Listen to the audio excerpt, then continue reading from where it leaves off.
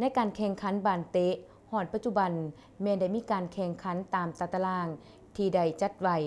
ซึ่งอาทิตย์ผ่านมานี้มีการแข่งขันแต่วันที่7ซึ่งในรุ่นทั่วไปแม้นเป็นการพบกันระหว่างทีมปกส.แขวงพบกับทีมปิ่นแก้ว2ทีมนี้แม้นเสมอกันใน90นาทีจนมาตัดสินกันด้วยการยิงจุดโทษผ่านจากการยิงจำนวน5คนนักเตะทีมปิ่นแก้วมีความคมกว่าเอาชนะทีมปกส.ไปอย่างวุดวิด5-4ในคู่ที่2ทีมทหารแขวงก็สามารถเอาชนะทีม BK Sport ไป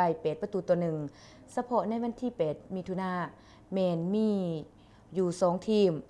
คู่ที่1ทีมกองพลทหารหาบที่หาก็สามารถเอาชนะทีมสมาคมเวียดนามไป5-1คู่ที่2ทีมมหาวิทยาลัยจำปาสักก็เอาชนะทีมกันละยะนังไป5-1ในนัดนี้เบอร์เก่าของมหาวิทยาลัยจำปาสักก็โซฟอร์มเด่นโดยการยิงได้5ประตูคนเดียวมาหอดหอบ4ทีมสุดท้ายแม่นได้คู่ที่จะเตะกันในวันที่15มิถุนายน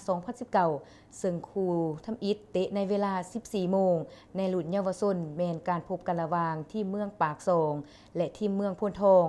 คู่ที่2รุ่นทั่วไปเตะในเวลา 15:45 นาทีเป็นการพบกันระหว่างทีมปิ่นแก้วพบกับทหารแขวงสำหรับวันอาทิตย์วันที่16มิถุนายน2019คู่ที่1เวลา 14 โมงแม่นการพบกันระหว่างทีมปิ่นแก้วพบกับทีมโตโตคู่ที่2เตะกันในเวลา 15:45 นาทีรุ่นทั่วไปแม่นการพบกันระหว่างทีมกองพลที่หาและทีมมหาวิทยาลัยจำปาสัก